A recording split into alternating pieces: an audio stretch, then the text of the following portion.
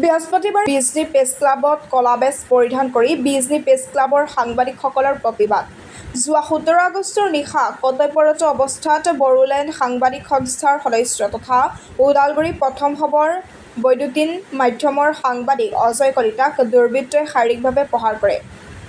দোষীক কৰায়ত্ব কৰি দৃষ্টান্তমূলক শাস্তি বিহাৰ দাবীত বড়োলেণ্ড সাংবাদিক সংস্থাৰ আহ্বান মৰ্মে চিৰাং জিলা প্ৰেছ ক্লাবৰ উদ্যোগত বিজনী প্ৰেছ ক্লাবত কলা বেজ পৰিধান কৰি মৌন প্ৰতিবাদ সাব্যস্ত কৰে।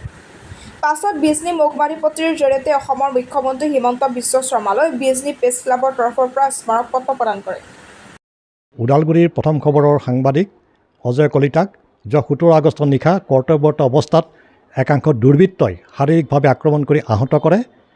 এই ঘটনাৰ প্ৰতিবাদত বড়োলেণ্ড সাংবাদিক সংস্থাৰ আহ্বান মৰ্মে চিৰাং জিলা প্ৰেছ ক্লাবে আজি বিজনী মহকুমা পৰ্যায়ত বিজনী প্ৰেছ ক্লাবত কলা বেজ পৰিধান কৰি প্ৰতিবাদ সাব্যস্ত কৰিছে। আৰু ইয়াৰ পিছত আমি বিজনী মহকুমাধিপতিৰ জৰিয়তে অসমৰ মুখ্যমন্ত্ৰী ডক্টৰ হিমন্ত বিশ্ব শৰ্মা মহোদয়লৈ এখন স্মাৰক পত্ৰ আমি প্ৰেৰণ কৰিম। আমাৰ দাবী হ'ব এই ঘটনাৰ সৈতে জড়িত দোষীক উচিত শাস্তি প্ৰদান কৰিব লাগে আৰু বিষয়টোৰ তদন্ত হ'ব লাগে।